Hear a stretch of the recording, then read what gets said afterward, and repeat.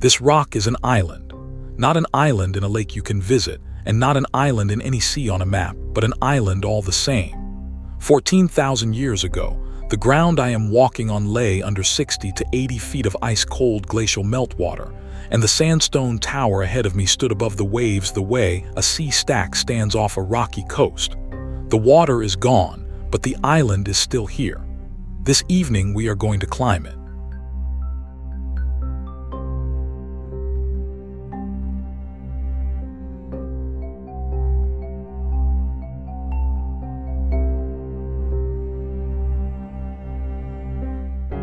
This is Mill Bluff State Park, just outside the little village of Camp Douglas in central Wisconsin, right where Monroe County meets Juneau County. The park sits in the flat, sandy heart of the state, on a plain so level that the bluffs rise from it like ships on open water.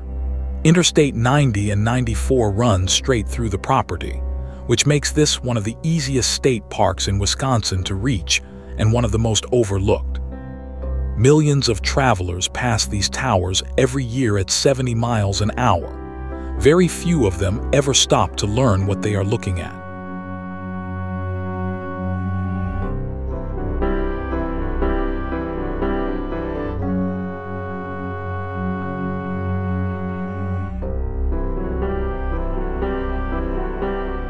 It is a Saturday evening in late May, a few minutes past 7, and the light is starting to turn gold. This is the last stop of a long day of hiking across western Wisconsin, and it might be the best one. The trail leaves the picnic area and works through open woods toward the base of Mill Bluff itself, the tower that gives the park its name. The air is cool, the birds are loud, and the rock keeps showing itself through the trees, closer each time.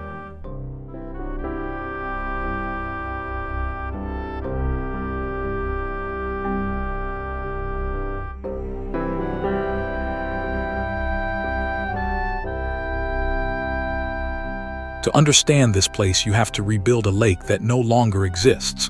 Around 18,000 years ago, at the height of the last ice age, a tongue of the great continental ice sheet called the Green Bay Lobe pushed into central Wisconsin.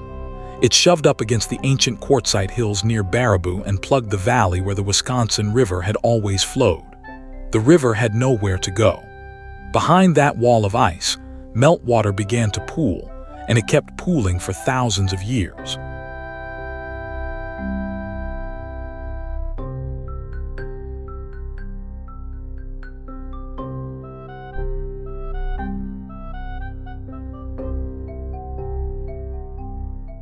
The result was Glacial Lake, Wisconsin, one of the great vanished lakes of North America. At its largest, it sprawled across the central sands with roughly 8 times the surface area of modern Lake Winnebago, and in places its water stood as much as 160 feet deep. Here at the western shore, it was shallower, perhaps 60 to 80 feet, which was still deep enough to drown almost everything. Only the tallest knobs of rock broke the surface. Those knobs are the bluffs of this park.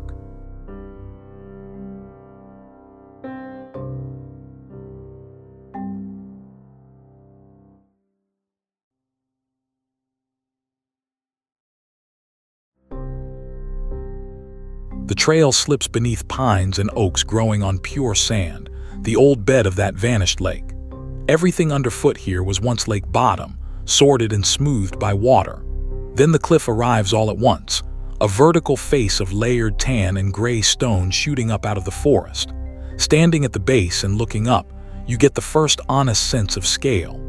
Mill Bluff rises about 120 feet above the plain, straight enough that you have to tip your head all the way back.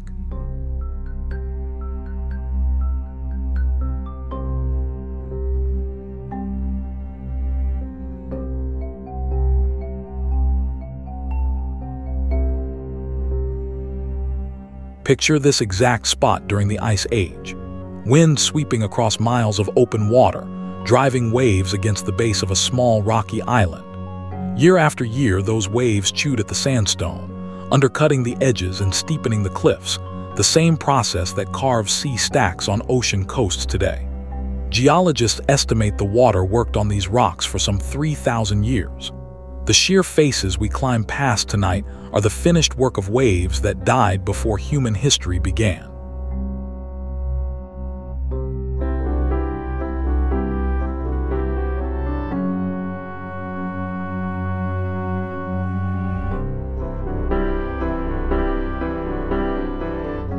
The rock itself is far, far older than the lake that shaped it. This is Cambrian sandstone, laid down nearly 500 million years ago when a warm, shallow sea covered the middle of the continent and life was still mostly confined to the water. Grain by grain, beaches and sandbars of that sea piled up and hardened into stone. Each bluff wears a cap of tougher rock, a layer geologists call the Ironton member, and that harder lid is the only reason these towers survived while everything around them washed away. Soft rock below, hard hat on top. That is the whole recipe for a butte.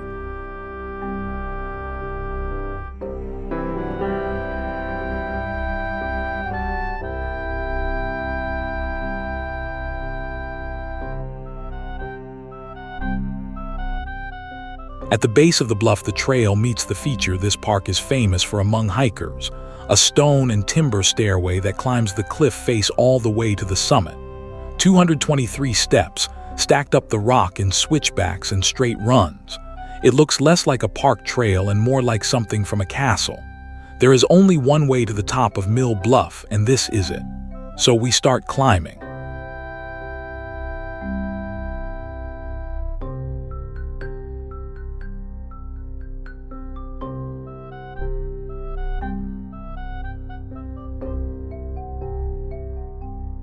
The stairway is a piece of history in its own right.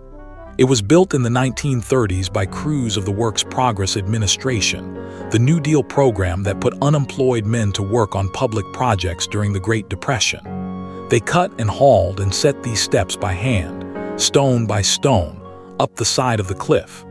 Nearly 90 years later, hikers are still climbing the same staircase those crews left behind. It is hard to think of a better monument to their work than the view they made possible.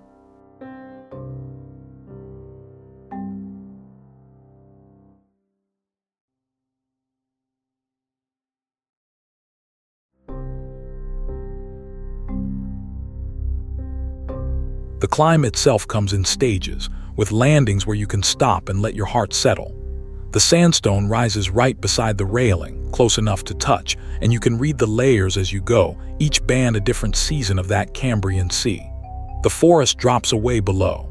Somewhere behind the trees the interstate hums, and the higher we get the more the sound fades into wind. 223 steps sounds like a lot. Taken one at a time in evening light, it is a pleasure.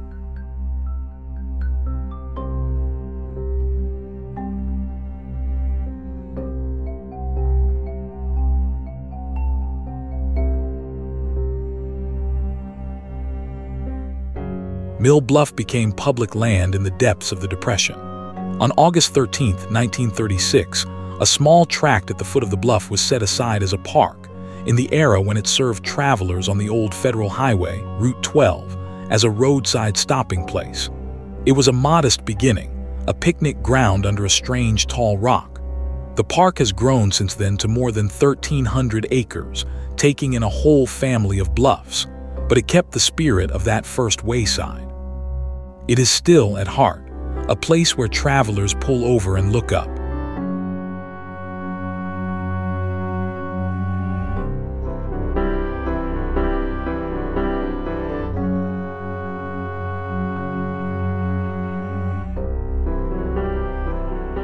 Then the steps end and the sky opens up. The summit of Mill Bluff is a long, narrow table of stone, 120 feet above the plain, fenced along the rim and floored with pines that grow right out of the rock. In the Ice Age, this small platform was the whole island, everything that stood above the waves. This evening it is ours alone. The sun is low, the light is warm, and central Wisconsin rolls out flat in every direction.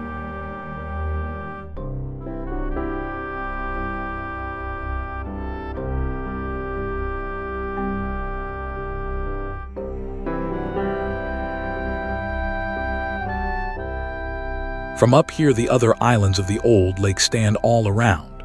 The park protects a whole archipelago of them, each with its own name and its own height. Camel's Bluff rises about 170 feet, Long Bluff stretches to 199, Wildcat Bluff makes 140, and Ragged Rock, true to its name, is a broken crag of 80 feet. Little B Bluff manages 60, and a slender freestanding spire called Cleopatra's Needle stands about 40 feet tall. Seen together in evening light, they look exactly like what they are, a scattered island chain waiting for a lake that is never coming back.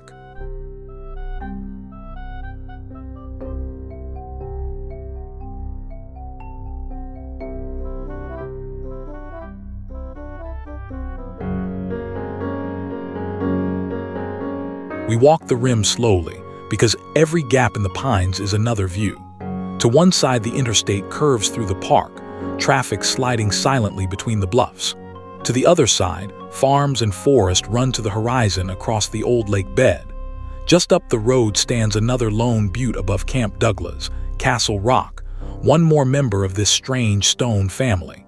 Up here you understand the geography of central Wisconsin in a way no map can teach. The flat plain is the lake, and the high ground is the islands.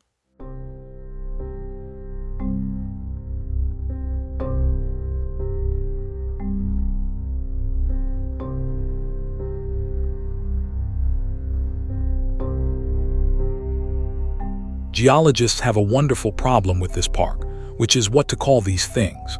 They are buttes and mesas by the classic definition, flat-topped towers of layered rock. They are also true sea stacks, carved by waves, except the sea was a glacial lake. Some geologists even borrow the word magot, a term normally used for the steep-sided rock towers of tropical landscapes. Formations like these are common in the desert southwest, but out there the towers rise from dry badlands. Finding them here, wrapped in green Wisconsin forest, is what makes Mill Bluff feel slightly unreal.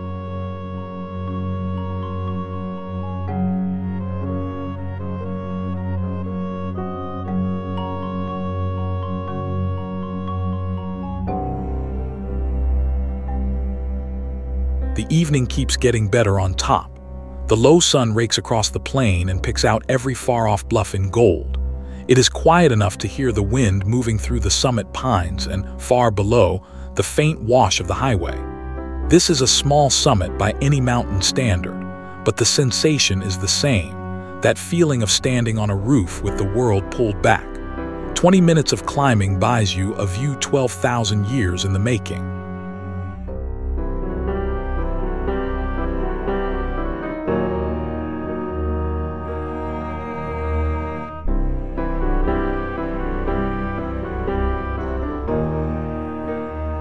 There is one more reason these towers exist, and it is about what did not happen here. This ground lies in the Driftless area, the famous corner of the upper Midwest that the Ice Age glaciers surrounded but never overran. A glacier would have bulldozed these delicate towers flat in a geological instant.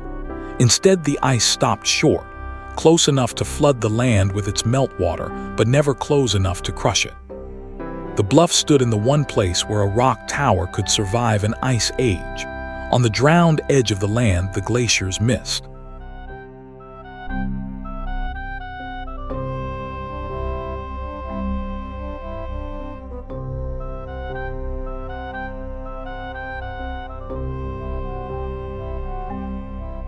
Glacial Lake, Wisconsin died suddenly, and its death made another famous landscape. Around 14,000 years ago, the ice sheet pulled back from the Baraboo Hills, and the frozen dam holding the lake gave way. Most of the enormous lake emptied south in a catastrophic flood, likely in no more than a few weeks and possibly in only days. That torrent tore through the soft lake bottom sands and the sandstone beneath, cutting the gorges we now know as the Wisconsin Dells. The dells are the drain. These bluffs are what the vanished water left behind.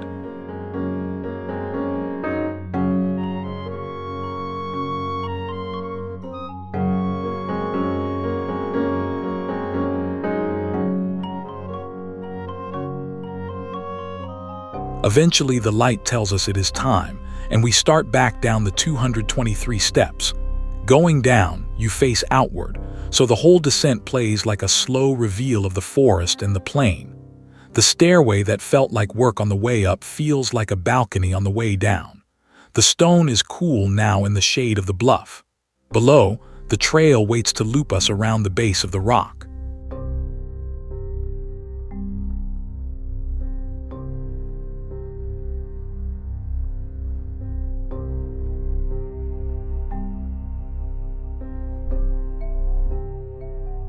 People knew these bluffs long before any highway or park sign.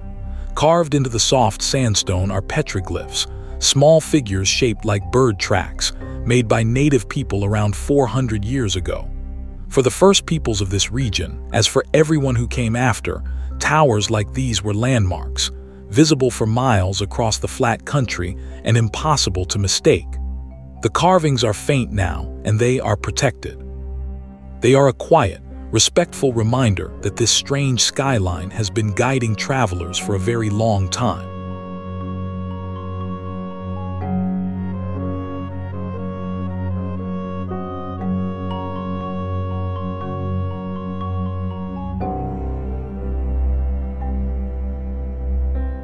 Back at the bottom, the trail runs close beneath the cliff, and this might be the best angle of all. The wall leans overhead, banded and shadowed, with pines clinging to ledges no wider than a bootsole. Down here you can put a hand flat on rock that was seafloor 500 million years ago and an island cliff 12,000 years ago. Few places let you touch that much time in one short walk. The evening light slides up the face as the sun drops.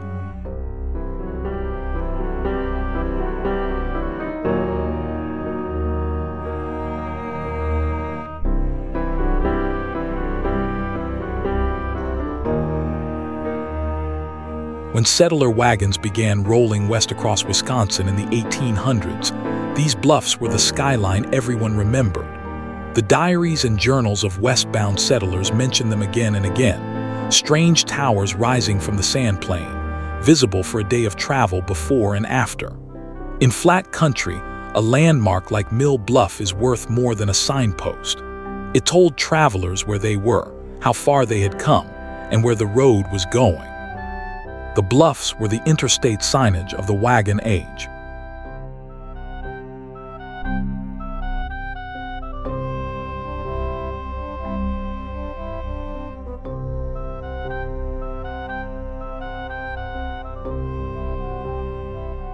The name of the park comes from plain frontier economics.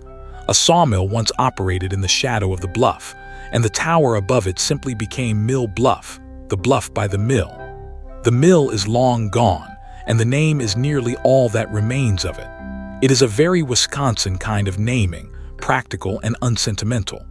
The lumber trade that mill served is also the reason the village down the road exists at all.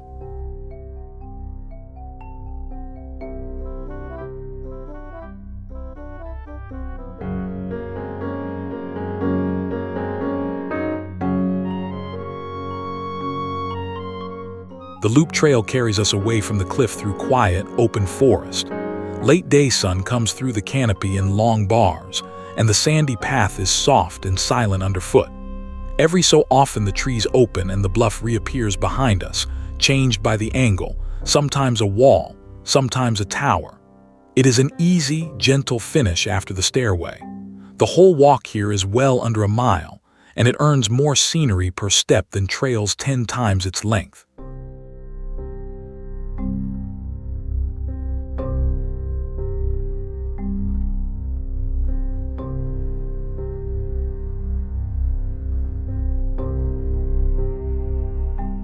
Camp Douglas, the village at the park gate, began as a woodlot. A man named James Douglas ran a logging camp here that cut wood to feed steam locomotives, in the days when every railroad ran on firewood and water stops. The rail line came through, the camp became a depot, and the village was laid out in 1870, with a post office following in 1873. The name of the logging boss stuck to the town. Today, Camp Douglas is home to about 650 people. a small place with two of the strangest landmarks in Wisconsin standing at its edges.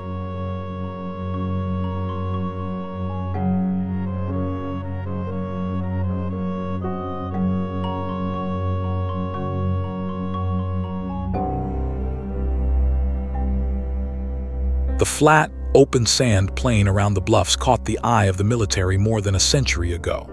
In 1888, land here was purchased for a rifle range, and the ground beside Camp Douglas grew into a permanent training camp for the Wisconsin National Guard. It was named Camp Williams in 1927, and its airfield was designated Volk Field in 1957, honoring Lieutenant Jerome Volk, a Wisconsin pilot lost in the Korean War. The base is still busy today as a combat readiness training center. Hikers on Mill Bluff sometimes get an air show with their sunset.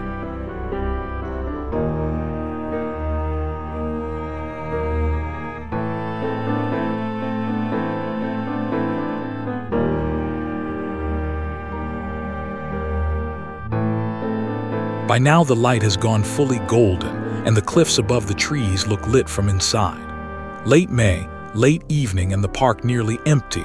This is the hour that makes the whole stop worth it. The rock holds the day's warmth. The birds are winding down, and the shadows of the bluffs stretch long across the old lake bed. Some parks need a whole day. Mill Bluff asks for one good hour and pays it back with interest.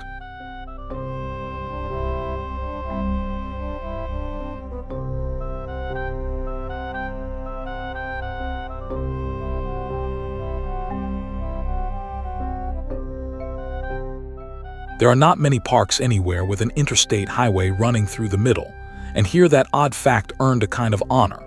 When the state and the National Park Service created the Ice Age National Scientific Reserve in May of 1971, Mill Bluff was chosen as one of its 9 units, set aside as a place where anyone can read the story of the Ice Age in the landscape.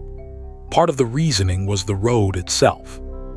These bluffs may be the most viewed glacial landmarks in Wisconsin, seen by every traveler on 90 and 94. The reserve simply made official what the highway had already done.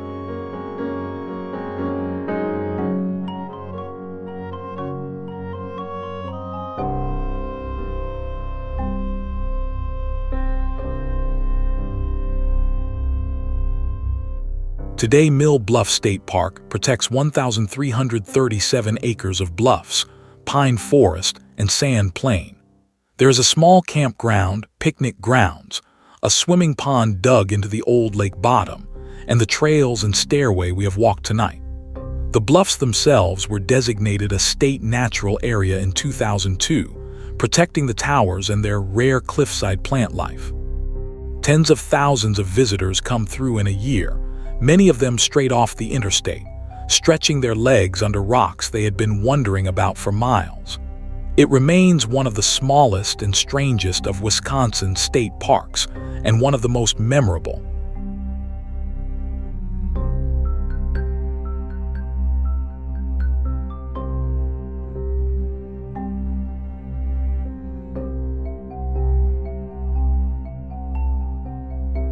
Walking out in the last of the light, it is hard not to keep glancing back at the tower. A landscape like this rewrites the way you see ordinary country. Every flat field becomes a possible lake bed, every lone hill a possible island, and the ground under the highway becomes a story 18,000 years long. That is the quiet gift of Mill Bluff. You arrive to climb some stairs, and you leave seeing oceans where the corn is.